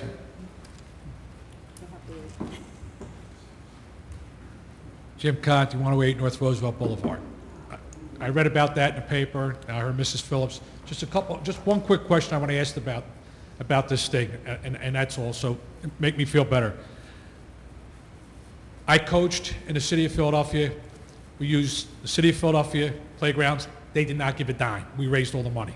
I coached in Bucks County, small township, Right. like it is here. They didn't give a dime. Okay? It was on the association raised the money. My only question is, Brigantine, if I understand it right, is putting out the money, backing them They're putting out a financially? small. Well, no, it don't matter how much money, but I mean, they're putting out money. They're putting out If something happens, God forbid, and it's, you never know, this crazy world, and they wanted to sue the Brigantine Rams, you said, Yes. can they go after the city because the city is financially backing them? Yes or no? Well, See, where I coached they're on before, our you can only property. go after the organization. You couldn't go after the city of Philadelphia. When I was in Bucks County, you couldn't go after the township, even though we were called the Warrington Warriors. You couldn't go after Warrington, but you had to go after the association. What Well, would happen in I'm here? gonna turn it over to the God solicitor. forbid if there are crazy parents that want to sue. If some kid The got question- hurt, What's the question? if some kid got hurt on the football team, and for some reason they thought it was due to the fault of the coach or something, and some parent wanted to sue, can they also sue Brigantine besides the organization? Absolutely. Oh, they can sue. And it's, wait a minute, they're out on the Brigantine Field. field. If a kid gets hurt, a youngster gets injured while playing football on Brigantine's field, and there is some relationship to that child being on that field, of course the Okay, if city's it's gonna not get on sued. Same thing with if it's not on Philadelphia. Brigantine's field. In other words, Brigantine's playing. I mean, they're I don't know, playing in Pleasantville. In Pleasantville, and someone wanted to sue, say they felt Brigantine was at fault. Can they also go after Brigantine? That's all I'm asking. I would I'm not a assume, lawyer. I would assume that knowing lawyers, I know a few. Yeah, right. I would assume that Brigantine probably is a named party. Okay. Is Brigantine ultimately liable? It's going to depend on the facts and the litigation, but you are asking a question about who can sue who, and the answer, unfortunately, is never going to be precise because anybody can sue anybody. So when you ask the front-end question, can Brigantine be sued? Of course they can be sued. Ask the back-end question, what is the liability? It's a tougher question because certain things are going to have to be demonstrated to get to actual liability. But the way you're asking the question, anybody can sue anybody. Okay. Even the city of Philadelphia. Okay, well, Mike, let me rephrase it if I may, I'm not a lawyer, okay? Sound like one. You know what I mean? If you had nothing to do with it, as some people don't want the city to put out any money, well then, are they safe, more safe than if they do put out? In other words, if Brigantine has nothing to do with it, the city of Brigantine, I'm just asking out of curiosity, that's all, and don't get nervous. I'm just asking out of curiosity, I'm not a lawyer. I'm not a lawyer. I'm a lot of things, nervous isn't one of them. You know, yeah, I mean, you already have the municipality engaged with the organization. You also have an organization that is a properly formed nonprofit that is going to have insurance. If we go the route that we have described tonight, which I think operationally we are already in that mode of a shared service, but if we take the steps in future years to actually reduce it to a writing, and we have an insured entity, insurance issues will be discussed in that writing, and some level of indemnification is going to arise. So if you're going to put me at the table with the nonprofit, with a shared services agreement, we're talking about insurance and indemnification. And for me to give you an answer to the question you're asking, it's going to have to wait until we get to that point. It is not something that is going to be ignored or to be answered in a shorthand way. Okay. We're going to do it the right way. And I'm not the guy responsible for the operation of that nonprofit, but if my client is engaging the nonprofit in an agreement, at the level of the agreement, these issues are going to be dealt with. Okay. These organizations, the ones that are involved in sports, all carry their own insurance. Right. And our risk management consultant, I'm sure, has looked at, through the JIF and the MEL, at what our exposure is. But they all carry their own insurance. They also, parents pay. Most of the programs, they have to pay something to participate as well. So, you know, there are several funding sources that, and the city's really probably the smallest in most of these organizations. It's a small amount that, as Andy said, most of the time it helps them buy their insurance. And Jim, I think it's unfair to compare us to Philadelphia because there's so many people. You know, you got thousands and thousands of, you know, the mayor read off, I think, the Brigantine Rams, 145. Yeah, well, I was just meaning that's where I lived, so. Right, but that's right. I didn't want to compare. It's a lot easier to fundraise when you have thousands of But when I raised the other thousands of kids. township I lived, it's just as big as here. When I lived there, in Right. Bucks County, it was But just they as might big as here. Yeah, Bucks County probably has more kids than we do. And, you know, our kids are going from when me, Phil, and some other people played on it, when there was 400 or 500 kids playing in the organization where you actually got cut if you couldn't make the team, down to we'll take anybody, we'll go over Atlantic City if we need somebody. You know, they're looking to merge with teams now. I think Linwood doesn't even have a team anymore because the kids aren't here anymore. So I think it's our responsibility as a council and city to fund some of the things we've been doing for years, especially for the children of Brigantine. Well, I don't have a- I think it's not a great amount of money. It's not, you know, mostly we're paying for the insurance and stuff like that. And back, you know, I'm not saying I'm an old guy and everything, but we did fundraisers where we knocked on people's door. We can't do that anymore. You know, I don't have a problem with Yeah. the funding part. I was just Right. worried about the risk part. Right. I mean, the funding, and it's not a lot of money. And I we have a understand that. great donor in the Parker organization in Brigantine that donates hundreds of thousands of dollars. We wouldn't be half of what we are today without them. Our time, I think it was $5,000 that we spent for the Brigantine Rams organization, and that went towards insurance. So, To give you one example, the rowing club gets, I don't know how much it is a year to buy equipment. They have probably 150 kids rowing in the summer, maybe 100 children and 50 adults. You have 3 young ladies, it was just in the paper, who are leaving with, some with full scholarships, some with partial scholarships to college, who went through that program. So and it's- that's what it's all about. It's a great investment, That's what it's you all know, about. for You the know, amount of it's an money that's investment in involved. our youth. And, you know, again, the mayor wants to bring up a resolution. I would never cut funding for our kids. You know, that's just my personal opinion.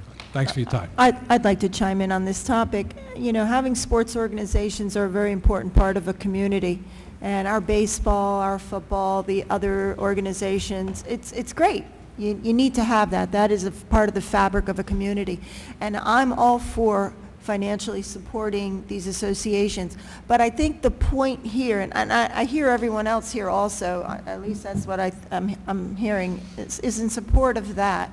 But I think the point is here, we need to protect the city from any type of liability in terms of the process in which the money is distributed and how the money is audited, because that could come back and bite you. But if something is in the process and something's in place, then everybody would feel secure. You'd actually be protecting the people that run those associations and organizations. This would protect them from being sued. It would protect the city from being sued.